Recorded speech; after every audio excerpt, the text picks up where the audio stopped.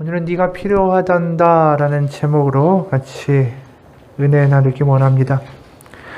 아내를 행복하게 만드는 방법이라는 글이 있더라고요. 거기에 보면 항목들이 나와 있었습니다. 첫 번째, 안아준다. 둘째, 뽀뽀한다. 셋째, 아기와 놀아준다. 넷째, 요리한다. 다섯째, 청소한다. 여섯째, 처가에 잘 간다. 일곱째, 같이 쇼핑도 한다. 여덟째, 빨래를 한다. 아홉째, 함께 여행을 한다. 열 번째, 일찍 귀가한다. 11번째, 사랑을 속삭인다. 12번째, 연락을 자주 한다. 13번째, 결혼기념일을 챙긴다. 14번째, 어깨를 주물러준다. 15번째, 아내의 고민을 들어준다. 읽기도 숨차요. 등등 이렇게 한 500여 가지가 있다라는 거죠. 근데 그 밑에 남편을 행복하게 만드는 방법이라는 글이 딱 붙어 있었어요. 거기에는 첫째, 먹인다. 둘째, 재운다. 셋째, 가만히 둔다. 이상 끝. 우스갯소리지만 남자하고 여자가 이렇게 다르다라는 것이죠. 그러니까 결혼하고 싸울 때도 많죠. 부부 생활이라는 게 서로 다르다라는 걸 인정하면서 서로 닮아가는 과정인 것 같아요. 그래서 부부가 오랫동안 살아가면서 서로 다듬어지기도 하고 서로의 아픔을 부둥켜 안기도 하고 그러면서 만들어낸 시간들이 어떻게 보면 보석 같은 시간들이 되는 것이죠. 이 미국인 목사님이 이 페이스북에 사진 하나와 글을 하나 올렸어요. 그 사진 한번 볼까요? 네, 이런 사진인데 내용은 이렇습니다. 오늘 아이들을 수영장에 데리고 갔다가 집으로 돌아오는 길에 아이스크림 가게에 들렀습니다. 아이스크림을 주문해 사가지고 차를 빼는 도중에 눈에 한 장면이 들어왔습니다. 한 나이가 든 노인분이 자기 차의 문에 쪼그려 앉아 아내에게 스푼으로 아이스크림을 떠먹여주는 장면이었습니다. 두 분 다 좋게 거의 90살에 가까워 보였습니다. 이 노인분은 아내에게 수건으로 턱받이를 해주고는 천천히 자기 신부에게 아이스크림을 떠먹여주고 있었습니다. 37도가 넘는 더위, 습도가 턱턱 막히는 그 무더위에 말입니다. 그것은 바로 사랑이 무엇인지를 보여주는 장면이었습니다.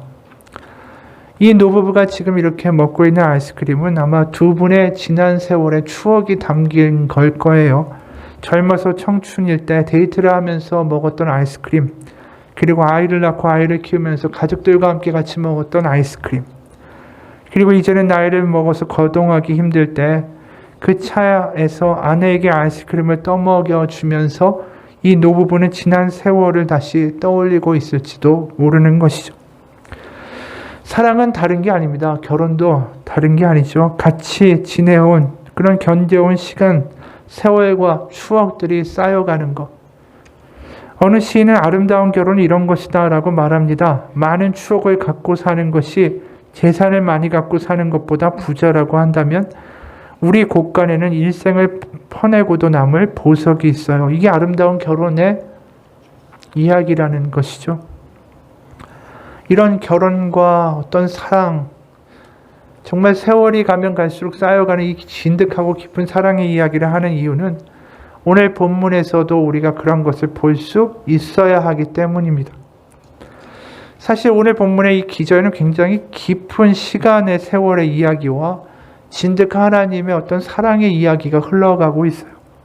근데 그게 이제 표면적으로 보게 되면은 잘 보이지가 않죠. 그냥 종이 있고 또 종들에게 주인은 돈을 주고 와가지고 결산하고 거기서 성공한 종들은 칭찬받고 그냥 땅에다가 한 달란트 묻어둔 종은 이제 저주를 받고 이렇게 보게 되면 그 어느 곳에도 어떤 세월이 쌓이고 진득한 그런 어떤 사랑의 이야기들이 담겨 있을까 알아보기가 쉽지 않습니다. 근데 오늘의 이 몇 가지 포인트들을 보다 보면 거기서 의외의 모습들을 우리가 발견할 수 있습니다. 첫 번째는 뭐냐면 이 주인이 종들에게 주는 금액에 한번 주목해 보기 원해요. 5달란트, 2달란트, 1달란트를 종들에게 줍니다. 여기 보면 금 1달란트, 금 5달란트 이렇게 이야기해요. 달란트는 무게를 가리키는 겁니다. 그러니까 금덩이의 무게인 거예요. 그래서 금 1달란트가 되면 그게 6,000데나리온의 금액에 해당했습니다. 그러니까 데나리온은 화폐고 그럼 이 금 한 달란트라는 이 무게를 가지고 가면 6천 데나리온을 준다는 거예요. 근데 한 데나리온은 그 당시에 그 로마 군인들이 하루에 받던 품삯이 바로 한 데나리온이었다라는 것이죠.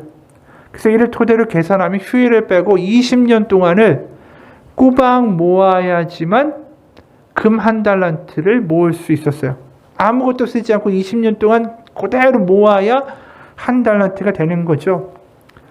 그러다 보니까 이 한 달란트라는 이야기가 개인적인 일반적인 거래에서 쉽게 나올 수 있는 얘기가 아니라 5달란트는 더 큰 금액이고, 실제로 그 당시에 세금을 기록해 놓은 기록을 보면 베레아와 갈릴리 지역에서 이제 다 모아다가 로마에다가 바친 세금의 총액이 200달란트였다라는 거예요. 그러니까 이 달란트라는 금액 자체가 어떤 국가 단위에서 쓰일 수 있는 정도의 큰 금액이었다라는 것이죠. 개인은 아예 보통 이야기하지도 않고 다르지도 않는 금액의 수준이었던 거예요. 그럼 일반인들이 보통 익숙했던 화폐의 수준은 어떤 거였을까? 마가복음 12장에 보면 한 과부가 성전에 등장해서 헌금을 하죠. 거기에 보면 마가복음 12장 42절 44절에 이런 말씀이 나와요. 한 가난한 과부는 와서 2렙돈 곧 한 고드란트를 넣는지라. 그들은 다 그 풍족한 중에서 넣었거니와 이 과부는 그 가난한 중에서 자기의 모든 소유 곧 생활비 전부를 넣었느니라 하시니라. 이 과부가 넣었던 돈이 뭐냐면 렙돈, 고드란트라는 화폐였어요. 이게 결국 뭐냐면 구리 동전들이에요. 구리. 그러니까 값싼 동전이라는 것이죠. 화폐가. 그래서 이 렙돈 8개를 가지면 참새 한 2마리 정도를 살 수 있는 금액이었다라고 해요. 근데 이게 생활비의 전부라니까 이 과부는 특히 더 가난했던 것이죠. 그러니까 일반적으로 사람들이 썼던 게 뭐라고요? 렙돈과 고드란트. 그 외에 아사리온이라는 화폐도 있었어요. 왜냐하면 이게 로마에서 발행한 화폐, 또 헬라 시대부터 쓰던 화폐들이 다 같이 쓰였기 때문이에요. 하지만 모두 다 구리동전이었다라는 거죠. 누가복음 12장 6절에 보면 예수님이 설교 가운데 이런 말씀하세요. 참새 5마리가 2아사리온에 팔리는 것이 아니냐. 그러니까 그 당시에 식구들이 참새고기라도 한번 먹으려면 이 아사리온을 가지고 가서 샀다라는 거죠. 생활에서 가장 많이 쓰였던 화폐들은 고드란트, 렙돈, 아사리온과 같은 구리 동전들이었다라는 거예요. 그런데 지금 예수님이 14절에서 비유를 이야기하시면서 이렇게 얘기하세요. 또 어떤 사람이 타국에 갈 때 그 종들을 불러 자기 소유를 맡김과 같으니. 그럼 일반적으로 듣는 사람들이 어떻게 생각하겠어요? 예수님이 이 말씀하실 때 자신들이 늘 쓰는 금액의 화폐 단위를 생각하겠죠. 그럼 뭐 많으면 100데나리온 정도 맡기시겠지. 그것도 얼마나 큰 금액이에요. 종한테 주는 주인이 맡기는 금액인데 종이 무슨 능력이 있다라고 뭐 달란트라는 금액이 나오겠어요? 자신들이 상상할 수도 없는 화폐 단위 아닙니까? 근데 갑자기 5달란트라는 금액이 탁 튀어나오면 이 사람들이 깜짝 놀라는 거예요. 듣는 사람들이. 자신들이 쓰는 보통 화폐 단위가 아닌 말도 안 되는 국가 차원의 커다란 금액을 종에게 줬다라는 거예요. 그리고 나서 이 종이 또 어떤 일을 하냐면 5달란트라는 엄청난 금액을 파격적으로 받았을 뿐 아니라 그걸 가지고 가서 5달란트를 또 장사해서 남겼대요. 그리고 주인은 이렇게 말을 해요. 21절에 그 주인이 이르되 잘하였도다 착하고 충성된 종아 네가 적은 일에 충성하였음에 내가 많은 것을 내게 맡기리니 내 주인의 즐거움에 참여할지어다. 주인이 뭐라고 이야기합니까? 이 5달란트를 남긴 게 적은 일이래요. 적은 일. 이 비유를 듣는 예수님 시대의 사람들한테 5달란트 남겼다라는 건 이거 적은 일이 아니에요. 엄청난 일 아니겠어요? 엄청난 일, 대단한 일. 그걸 적은 일이라고 이야기하니까 지금 듣는 사람들한테서는 다 파격적인 이야기만 예수님 하시는 거예요. 종한테 엄청난 금액을 맡겼다. 그 다음에 그 종이 그만큼 남겼더니 그게 적은 일이라고 이야기한다. 이게 와닿지가 않을 수가 있다는 이야기죠. 그럼 이 비유를 듣는 사람들은 결국 누구에게 감정을 이입하게 되냐면 한 달란트 받은 종의 행동에 오히려 더 동의하게 되는 거예요. 왜냐하면 일단 거금을 받았어요. 상상할 수도 없을 만큼 거금 한 달란트를 받았어요. 자기가 평생 죽을 때까지 절대 못 만져볼 금액을 받았다. 그 거금을 받으면 상식적으로 어떤 일을 했을까? 그 종은 땅에다 묻어버렸어요. 근데 이 종이 주인에게 저주를 받죠. 26절 27절에 게으른 종아 나는 심지 않은 데서 거두고 해치지 않은 데서 모으는 줄로 내가 알았느냐? 그러면 내가 마땅히 내 돈을 취리하는 자들에게나 맡겼다가 내가 돌아와서 내 원금과 이자를 받게 하였을 것이니라. 그러니까 고리대하는 사람들이나 이런 사람들한테 맡겨가지고 이자라도 받아오면 되지 않겠느냐라고 이야기 듣고 한 달란트 땅에 묻은 종은 쫓겨나요. 그럼 이 비유를 듣는 사람들이 당연히 그렇게 혼날만 하다 그랬을까요? 아니에요. 듣고서 놀라는 거예요. 왜냐하면 한 달란트 받은 사람은 굉장히 지극히 상식적인 행동을 했기 때문에. 그 당시 전쟁이 언제 일어날지 모르잖아요. 그러면 가장 안전한 게 뭐겠어요? 땅에 묻는 거예요. 게다가 전쟁 나거나 또 돈을 빌려준 사람이 도망가 버리면 어떻게 돼요? 한 달란트 받았던 종은 큰일 나는 거예요. 그러니까 어디다 맡기는 것도 불안하고 전쟁 터진지 무슨 일이 생길지 모르는데 가장 안전하게 땅에다 묻어둔 거예요. 그런데 이거를 지금 네가 잘못했다라고 비난하는 이 주인의 모습에 대하여 듣는 사람들은 놀라는 거예요. 게다가 데나리온 수준이 아니라 달란트라는 금액을 맡겠다라는 이야기까지 튀어나오고. 그러니까 이 들었던 사람들은 다 당혹스러운 지금 상황이 된 거예요. 그럼 예수님 도대체 이 이야기를 하면서 뭘 얘기를 하려고 하실까? 한 데나리온, 뭐 10데나리온 이게 아니라 달란트를 이야기하시고. 여기 핵심은 뭐냐면 주인이 종들에게 느끼는 신뢰의 깊이가 굉장히 크다라는 걸 우리는 알게 돼요. 일반적인 사람들이 주인과 종의 관계에서 줄 수 있는 허용하는 금액의 수준을 넘어가 버렸어요, 지금. 그러니까 이 주인이 종들에 대한 신뢰가 엄청나다라는 걸 듣는 사람들은 느낄 수밖에 없는 상황이 된 거예요. 종들 스스로가 믿기 힘들 만큼 주인이 종들을 신뢰하고 있는 것이죠. 게다가 5달란트, 2달란트만 맡기고 이게 끝이었는가? 아니에요. 21절에 보면 아까 말한 대로 네가 적은 일에 충성하였으면 내가 많은 것을 내게 맡길 것이다 라고 이야기해요. 애초에 5달란트 준 것 자체가 주인에서 볼 때는 아주 조금 맡긴 거에 지나지 않는다라는 거예요. 더 큰 거금도 내가 이 종에게 맡길 생각이 있었다라는 걸 이미 여기서 우리가 알게 되는 것이죠. 한마디로 주인은 이 종들 스스로가 믿을 수 없을 정도로 이 종들을 신뢰하고 믿고 있다라는 걸 우리는 여기서 알게 돼요. 그리고 이 종이 이루는 즐거움에 이 주인같이 즐거움에 동참하고 있다라는 사실이죠. 이게 종과 그냥 주인의 관계다라고만 말할 수 있을까요? 아니죠.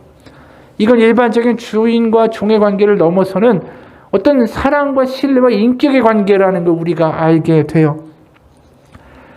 어떻게 보면 이것이 주종의 관계라기보다는 차라리 부모와 자녀의 관계가 아닐까라는 생각이 들 정도라는 것이죠. 그에 대한 반증이 24절에 보면 한 달란트 받았던 사람이 와서 이렇게 얘기합니다. 주인이여 당신은 굳은 사람이라 심지 않은 데서 거두고 해치지 않은 데서 모으는 줄을 내가 알았으므로. 이 말에 주인이 흥분한 거예요.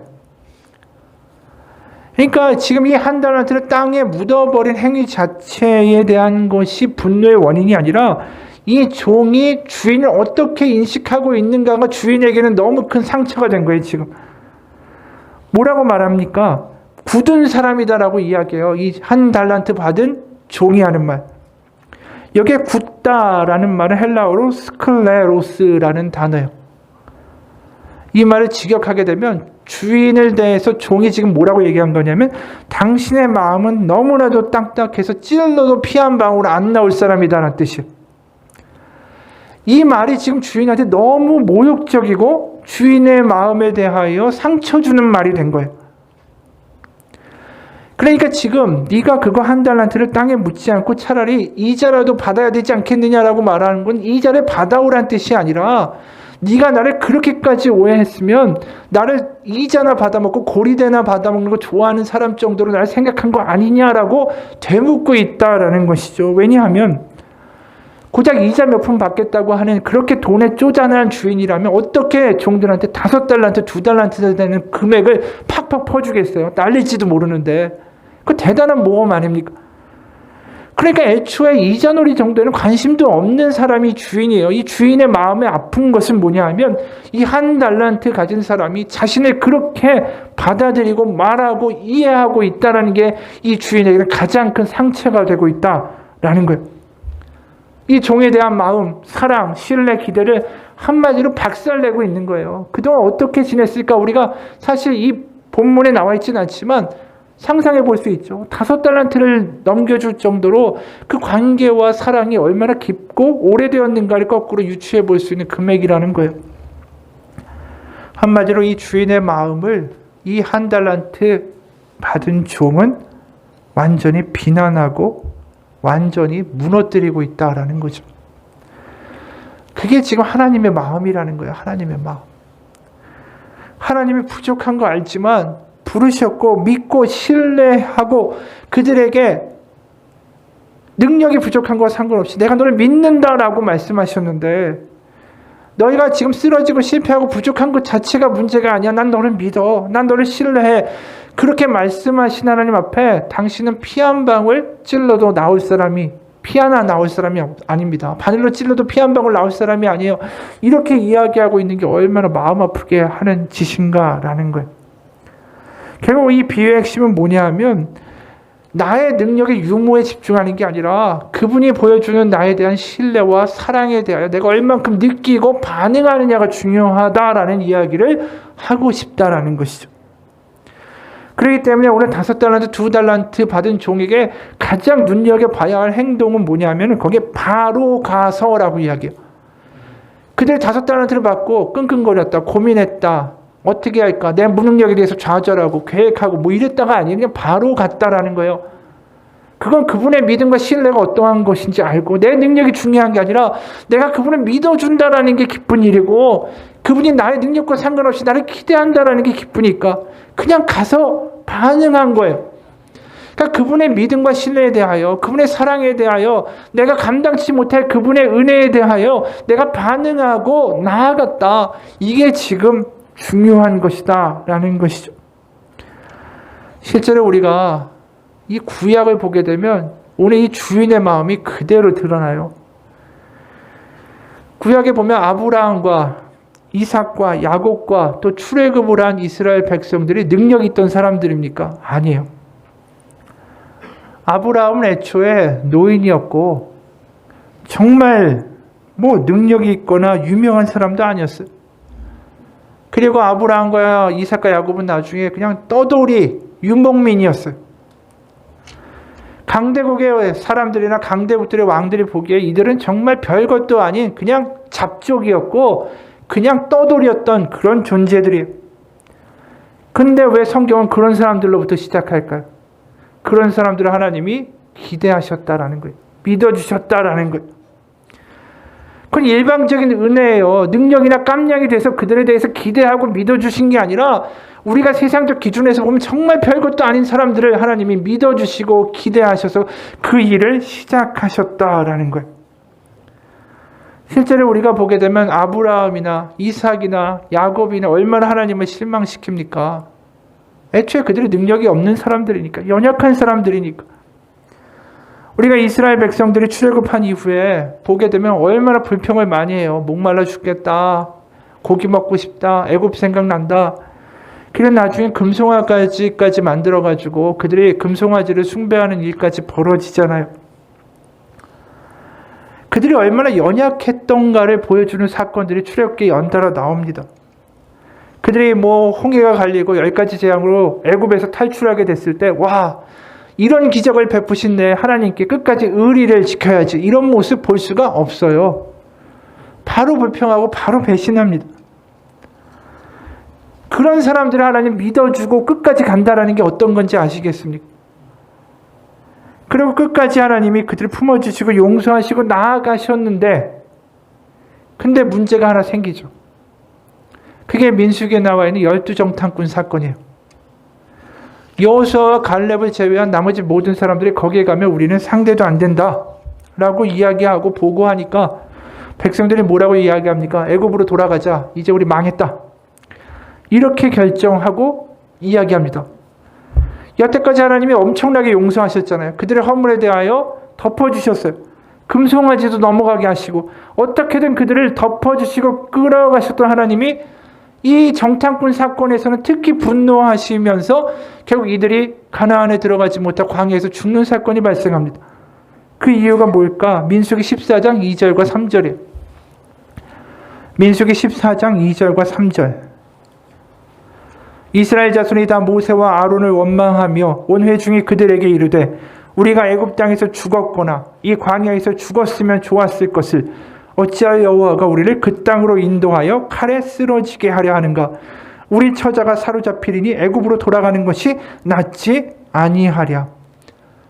여기서 이들이 말하는 핵심이 뭐냐면 여호와를 어떻게 정의하고 있는가요? 이들이 말하는 여호와는 우리들에게 쓸데없는 꿈을 주는 신이고 끌고 와서는 광야에서 칼에 죽게 하는 신이고 그 잔인함이 결국 우리와 처자들을 다 노예로 만들거나 죽게 만들 그러한 신이다라고 이야기하고 있다라는 거죠. 이들이 여태까지 얼마나 많은 용서를 받았어요. 얼마나 많은 기적을 봤어요. 그런데 지금 이런 말을 하고 있다라는 거예요. 게다가 출애굽기 19장에 보면 그들이 시내산에서 하나님과 언약을 맺은 사실이 있어요. 그 언약의 핵심은 뭡니까? 너희는 모든 민족 중에서 내 소유가 되겠고 너희가 내게 대하여 제사장 나라가 되고 거룩한 백성이 되리라. 거기에 대해서 아멘. 우리는 여호와밖에 없습니다. 그리고 여호와는 우리 하나님이십니다. 이렇게 어떻게 보면 혼인서약을 해서 혼인서약문에 잉크조차 마르지 않은 상황에서 이 일이 터진 거예요. 하나님의 기대와 신뢰와 사랑이 완전히 지금 모욕당하고 있는 순간이라는 거예요. 이 이야기를 왜 얘기하냐면 이게 바로 지금 한 달란트가 주인을 되게 하는 말과 똑같다라는 거예요. 한 달란트 받은 종이 뭐랍니까? 주인은 찔러도 피 한 방울 안 나올 그런 당신입니다 라고 이야기하는 것이나 지금 여호와 당신은 우리를 쓸데없는 꿈을 주고 여기 와가지고 칼에 쓰러지게 하고 우리 처자들 다 노예로 만드는 잔인한 자입니다. 이렇게 이야기하는 거고 뭐가 다르겠느냐라는 것이죠. 결국 주인의 마음을 완전히 무너뜨리고 그동안의 신뢰와 사랑에 대하여 완전히 모욕하는 발언을 하고 있다라는 거예요. 지금 여러분 우리가 복음을 잘 보아야 할 건 뭐냐면 우리의 연약함 자체가 문제가 되는 것이 아니라는 거예요. 우리는 원래 연약해요. 연약한 일을 하나님이 택하신 거예요. 내 연약함이 문제가 되는 게 아니라 결국 하나님이 하실 거잖아요. 결국 내가 해야 될 건 뭐냐면 하나님이 어떠한 분이신지를 우리가 자꾸만 잊어버린다라는 게 우리의 문제라는 거예요. 하나님은 어떤 상황에도 우리를 믿어주시고 기대하시는 분이에요. 아브라함이라는 별 볼 일 없는 노인한테 어떤 걸 기대하셨어요? 망가진 피조 세계의 회복이라는 엄청난 큰 계획을 아브라함이라는 한 노인에게 걸으셨어요. 창세기 12장 3절에 그 이야기죠. 땅의 모든 족속이 너로 말미암아 복을 얻을 것이라 하신지라. 이 약속이 아브라함에게만 주신 약속인가요? 결국 우리에게까지 이어진 거잖아요. 결국. 그러니까 구약의 커다란 역사와 신약까지 이르는 예수님까지 이르는 큰 구원의 역사의 이야기가 별 볼 일 없는 한 노인의 어깨 위에 짊어져 있다라는 거죠. 이 사람이 왕족도 아니고 강한 나라의 백성도 아니고 그냥 떠돌이 노인이에요. 그로부터 하나님이 큰 계획을 시작하셨다. 이게 성경의 놀라운 이야기입니다. 우리 입장 바꿔 생각해 보세요. 우리 같으면 그런 사람한테 무슨 큰일을 맡기겠어요. 좀 능력도 되고 똑똑하고 학벌도 좋고 뭐 학연 지연 다 가지고 있는 거 다 따져가지고 그 사람한테 일을 맡기는 게 당연한 거죠. 아브라함이나 야곱이나 이 이스라엘 백성 같은 사람들한테 기대하고 맡겼다가는 어느 순간에 계획이 빠그러지고 망가질지 알 수가 없는 사람들이에요. 언제 거짓말하고 언제 배반할지 모릅니다. 그런데 우리가 쭉 읽죠. 그런 사람들에 대해 하나님 믿음을 포기하지 않고 기대하시고 끝까지 포기하지 않았다. 그 이야기는 신약에 와서도 마찬가지예요. 12제자들을 보면 12제자의 면모를 보면 그들이 잘났습니까? 어부에 세리에 별 볼 일 없는 사람들이에요. 오죽하면 가룟 유다가 그 중에서 가장 똑똑한 사람일 정도로 별 볼 일 없는 사람들이었다라는 거예요. 그리고 예상한 대로 그들이 어떻게 합니까? 나 예수님 모른다고 도망가고 배반하잖아요. 그런데도 끝까지 그들을 포기하지 않고 기대하셨다라는 거죠. 믿어주셨다라는 거예요. 그게 사랑이에요. 사랑은 어떠한 상황에도 끝까지 믿어주는 거. 그게 사랑이에요. 그게 하나님이 우리 가운데 보여주신 것이다라는 것이죠. 요한복음 13장에서 세족식을 할 때 그 당시에 자신들은 몰랐지만 나중에 예수님이 죽으시고 부활하신 이후에 사도 요한이 이 장면을 떠올리고 이렇게 기록하죠. 자기가 세상을 떠나 하나님께로 돌아가실 때가 이른 줄 아시고 세상에 있는 자기 사람들을 사랑하시되 끝까지 사랑하시니라. 이게 뭐예요? 끝까지 믿어주셨다라는 거예요. 조금 있으면 바로 그날 밤만 지나면 다 도망가 버리고 나 예수님 모른다라고 할 사람들의 발을 닦아주셨다.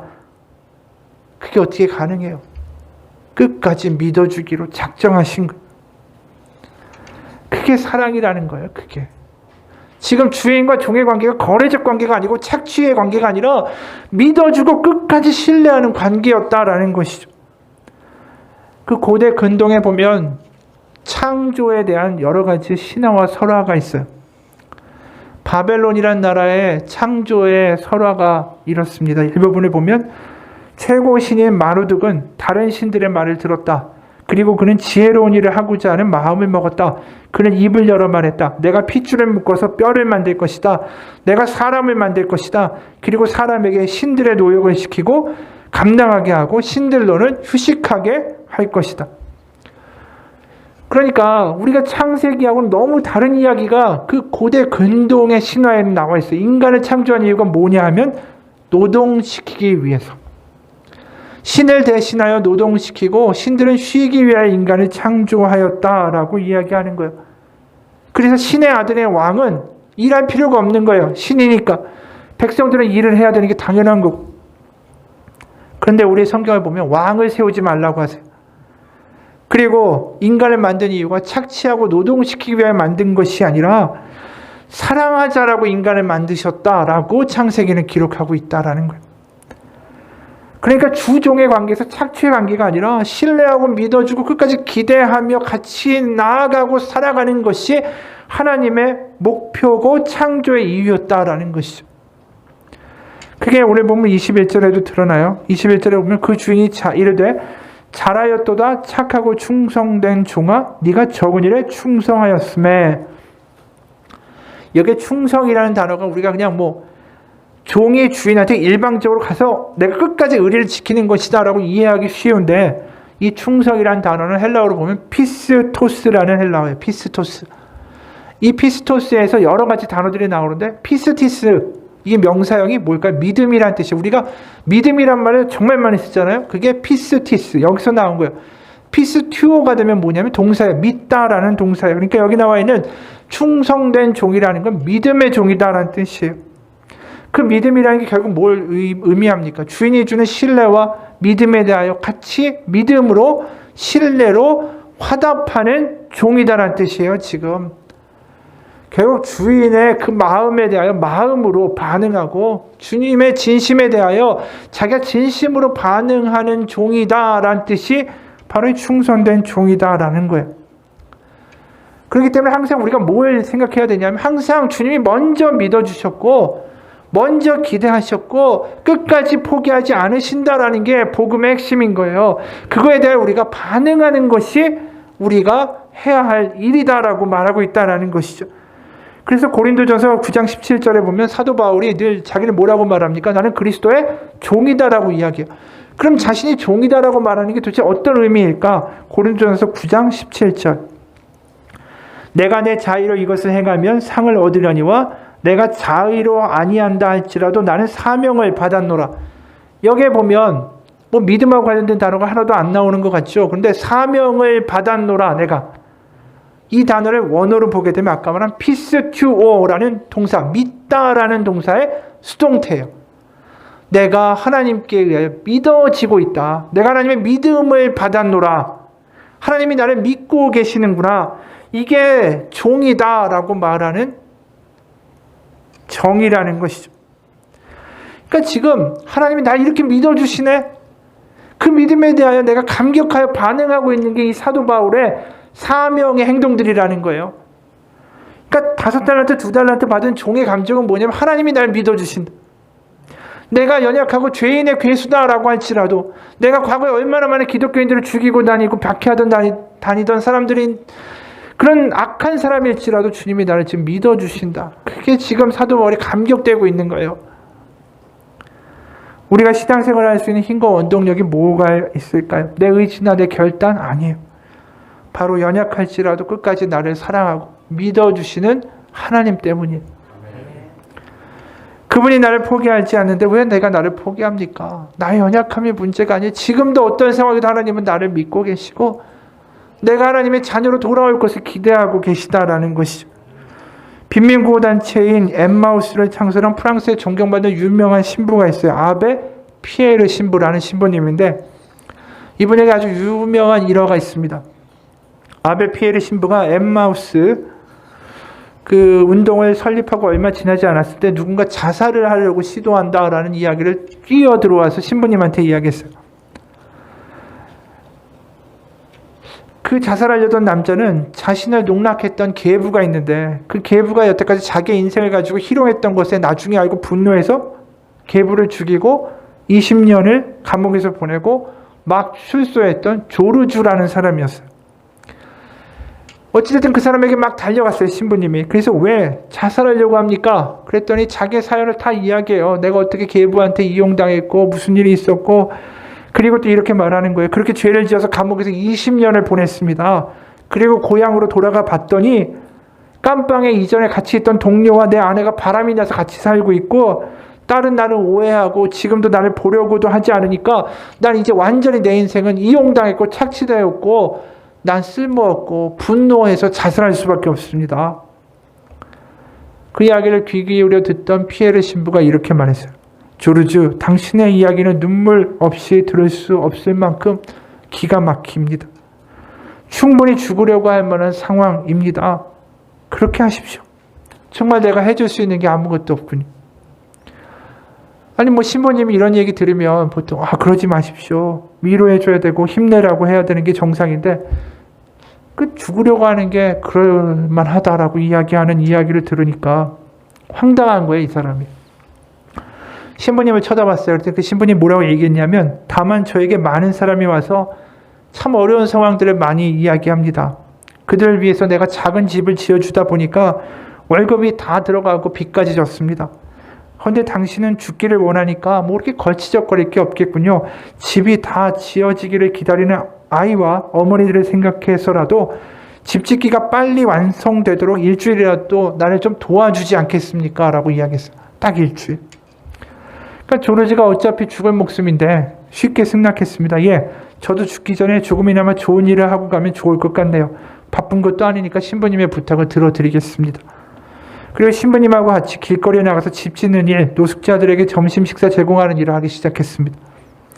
큰 밥통과 국이 담긴 통, 수중화, 밥그릇, 반찬 등을 챙겨가지고 차에 싣고 시내로 갔어요. 사람들이 줄을 서기 시작했고 신부님과 함께 배식을 준비한 조르주가 국자로 국을 퍼서 수프를 퍼서 사람들에게 나눠주기 시작했습니다. 배식을 받는 한 명 한 명이 다 이 조르주에게 고맙습니다, 감사합니다 라는 말을 하기 시작하는 거예요. 이 말을 들은 조르주는 모든 배식이 다 끝날 때까지 가슴 깊은 곳에서 뭔가 울컥하고 흘러나오는 눈물을 겨우 참았다라는 거죠. 자신한테 누군가 이렇게 고마워하고 감사해하는 걸 처음 경험했기 때문이에요. 그러면서 배식을 하는 게 즐거웠대요. 그러면서 집도 고쳐주고 불쌍한 사람들한테 옷과 음식을 나눠주는 일을 하다 보니까 일주일이 훌쩍 지나갔습니다. 일주일이 지난 다음에 신부님이 와서 이야기했어요. 그동안 도와주셔서 감사합니다. 이제 그만 도와주셔도 됩니다. 다른 사람이 봉사로 오기로 했거든요. 이제 편안하게 돌아가십시오. 그 말에 조르주가 이렇게 얘기를 했어요. 만일 내가 죽으려고 할 때 신부님이 나에게 돈을 주었다든지 나에게 살 수 있는 집을 지어 주었다든지 무언가 베풀어 주었다면 나는 다시 자살을 시도했을 겁니다. 그러나 신부님은 내게 아무것도 주지 않았습니다. 오히려 도와달라고 말했습니다. 그리고 신부님과 함께 같이 일하고 섬기면서 난 살아야 할 이유를 찾았습니다. 그러면서 이 사람이 15년 동안은 이 신부님 곁에서 죽을 때까지 같이 사역했어요. 이 이야기가 뭘 이야기합니까? 세상은 이 전과자하고 인생 실패한 사람한테 기대하지 않아요. 그냥 이런 사람은 죽든지 말든지 세상을 신경도 쓰지 않습니다. 그가 어떻게 끔찍한 과거를 살았는지 중요하지 않아요. 그냥 그가 전과자니까. 근데 이 신부님이 지금 그에게 뭘 알려준 겁니까? 주님이 당신을 필요로 합니다. 주님께 당신이 필요합니다. 주님께 필요한 존재다라는 그 깨달음을 자신이 알게 되니까 주님이 나를 여전히 믿고 계시고 나를 기대하시고 내가 주님께 필요하다라는 그 사실을 깨닫게 되니까 그 사람이 살아갈 이유를 알게 된 거예요. 성경은 계속해서 이야기해요. 하나님은 못난 나를 필요로 하신다라는 거. 이런 나를 믿고 계시다라는 거. 모세가 출애굽하는 그 과정 가운데 하나님 먼저 모세에게 나타나서 말씀하시죠. 출애굽시킬 것이다. 난 네가 필요하다 모세. 그때 모세가 뭐라고 얘기했습니까? 제가 무엇이라고 감히 파라오한테 가서 이스라엘 자손을 애굽에서 끌어내겠습니까? 주님 죄송합니다. 제발 보낼 만한 사람을 보내소서라고 이야기해요. 자기 못났다라는 거죠. 하나님 필요하다고 그랬는데도 못났다고 이야기했어요. 기도는 뭐라고 얘기했습니까? 내가 어떻게 이스라엘을 구할 수 있습니까? 나의 가문은 므낫세 지파 중에도 가장 약하고 나의 아버지 집에서도 나는 가장 어린 사람입니다. 못났다라고만 이야기했어요. 사울도 왕이 되기 전에 이렇게 얘기했어요. 저는 이스라엘 지파들 가운데서 가장 작은 베냐민 지파 사람이 아닙니까? 저의 가족은 베냐민 지파의 모든 가족 가운데 가장 보잘것없는데 어찌 나한테 왕이 되라고 합니까? 그런데 재밌는 건 하나같이 다 못났다. 나는 찌질이다. 나는 안 된다라고 하는 사람들을 하나님이 다 택하시고 기대하고 믿어주셨다라는 거예요. 세상이 다 믿는 사람을 기대한 게 아니라 세상이 기대하지 않는 사람들을 기대하시고 이제 살인범의 자살까지 하려던 조르주를 믿어주시는 게 하나님이다라는 거예요. 지금 여러분 사랑하니까 기대하는 거예요. 정말 별 볼 일 없고 아무것도 아닌 사람들을 누가 기대해요? 사랑하니까 기대되는 거고 사랑하지 않으면 포기하고 그냥 버려버리면 그만이. 여러분 내가 잘나고 뛰어나서 하나님이 기대하는 게 아니에요. 왜? 내가 자녀니까. 그분의 자녀니까 사랑하고 기대하고 지금도 믿어주는 거죠. 그게 복음이에요. 그게. 오늘 종들에게 너무나도 터무니없이 큰 금액을 맡기는 주인의 모습을 봅니다. 그게 구약부터 시작됐던 하나님의 모습의 일관된 모습이었어요.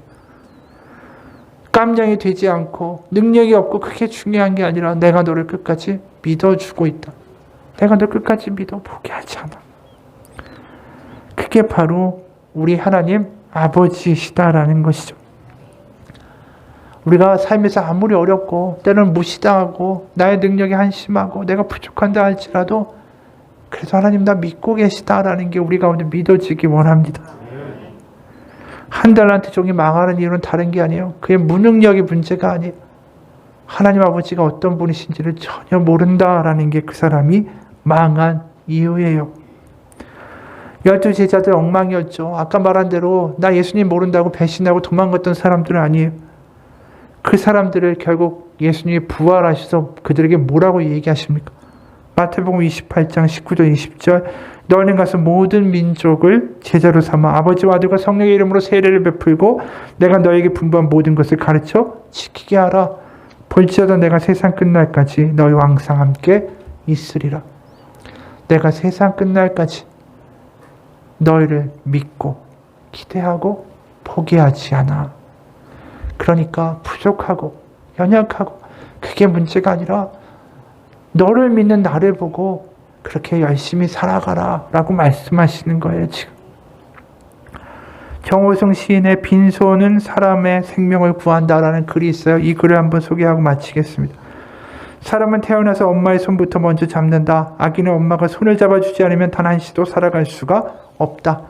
토닥토닥여 주는 엄마의 손을 통해 아기는 크나큰 사랑과 평온을 얻는다. 엄마의 손은 바로 생명의 손이고 하나님의 손을 대신해 준다. 내게도 나를 길러주는 어머니의 손이 있다. 내가 눈물을 흘릴 때 어머니의 손은 언제나 내 눈물을 닦아 주었다. 내가 상처받고 고통스러워할 때 어머니의 손은 언제나 내 상처를 어루만져 주었다. 아마 이런 어머니의 손이 없었다면 오늘 한 인간으로서의 나는 없었을 것이다. 생각해보면 어머니의 손은 참 부지런한 손이다. 잠시도 쉬지 않고 일하는 손이다. 여든이 된 내 어머니의 손은 지금도 바느질을 하고 재봉틀을 돌리고 걸레를 빨고 밥을 짓는다. 손은 쉬지 않고 열심히 일할 때 아름답다. 많은 사람들이 일하지도 않는 손을 정성껏 가꾼다. 그런 손은 겉으로는 아름다운 것 같지만 실은 아름다움을 상실한 가짜 손이다. 못제국이 난 예수님의 손에도 십자가에 못 매달려 못 박히기 전에는 몫으로 일하면서 생긴 굳은 살이 박혀 있었다. 어릴 때 나는 교회에 나가시는 어머니를 자주 따라가 본 적이 있다. 어머니는 누구보다도 일찍 일어나 새벽 기도를 나가셨다. 교회 차디찬 마룻바닥에 꿇어앉아 두 손을 공손히 모으고 기도하던 어머니의 그 겸손한 손이 지금도 잊혀지지 않는다. 우리 집 안방에 걸려있던 예수님의 사진 또한 마찬가지다. 골고다 언덕에서 가시관을 쓴 머리에 피를 흘리며 무릎을 꿇고 두 손을 모아 하늘을 우러러 간절히 기도하던 예수님의 손이야말로 우리 인간의 눈물과 상처를 닦아주고 어루만져 주기 위한 사랑의 손이다. 이분의 글을 읽으면서 그런 생각이 들었어요. 어머니의 손을 보면서 어머니의 사랑을 이야기하잖아요. 어머니가 어떤 존재입니까? 끝까지 나를 믿어주는 건 어머니예요. 내가 무슨 일이 있고 내가 어떤 상황이 돼도 이유도 묻지 않고 믿어줄 사람이 어머니라는 거죠. 어떤 상황에도 나를 포기하지 않는 게 어머니고 그 어머님, 그 사랑이 결국 하나님의 사랑이라는 거예요. 우리를 사랑하신 십자가에 바로 주님이 나를 믿어주세요. 십자가에서 나의 죄가 사해졌다가 아니라 내가 얼마큼 못나고 모자라고 사연 많고 세상이 전혀 이해하지 못하는 그런 깊은 모든 이야기가 있다 할지라도 주님 그거와 상관없이 십자가에서 나를 믿어주신다는 것. 그게 바로 십자가에 나타난 하나님의 사랑이고 그게 죄사함의 능력이에요. 우리가 부족하고 연약하고 때로 하나님 실망시켰다 할지라도 지금도 나를 믿어주시고 내가 필요하다라고 말씀하세요. 십자가를 보면서 우리가 다시 한번 알기 원합니다. 내 하나님 아버지가 어떤 분인지 나를 믿어주시고 끝까지 포기하지 않고 그런 주님 말씀하세요. 나는 네가 필요하고 내가 너를 기대하고 내가 너를 끝까지 포기하지 않아. 너는 내 딸이고 내 아들이다. 거기에 응답할 수 있는 우리가 되기를 주님의 이름으로 축원합니다. 같이 잠깐 기도합시다.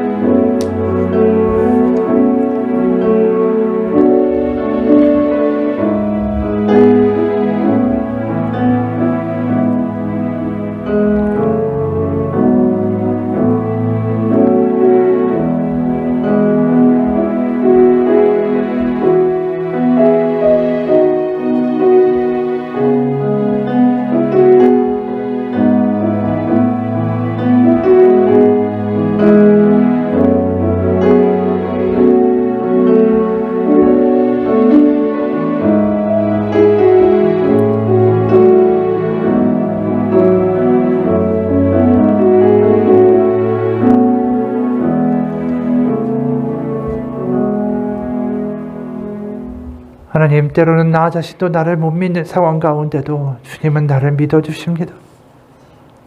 나의 초라함과 나의 못남에도 불구하고 나를 믿어주시고 아무 말 하지 않아도 그래 내가 안다. 내가 너를 믿어. 내가 너를 알아. 라고 말씀해 주시는 하나님이 우리의 하나님이 되어주셨습니다. 우리의 연약함과 우리의 문제와 우리의 초라함과 우리의 환경 가운데 낙담하며 무너져 있지 말고 바로 우리를 기대하고 믿어주시고 알아주시는 우리 하나님께 나아가 예배하고 기도하고 찬양하는 우리의 삶이 되기 원합니다. 복음이 무엇인지 깨닫고 끝까지 믿어주시고 포기하지 아니하시는 하나님을 즐거워하며 기뻐하며 살아갈 수 있는 복음을 믿는 하나님의 자녀되는 권세로 살아갈 수 있도록 하나님 역사하여 주옵소서. 예수 그리스도의 이름 받들어 기도합니다. 아멘. 우리 다 같이 일어나서 아무것도 두려워 말라 같이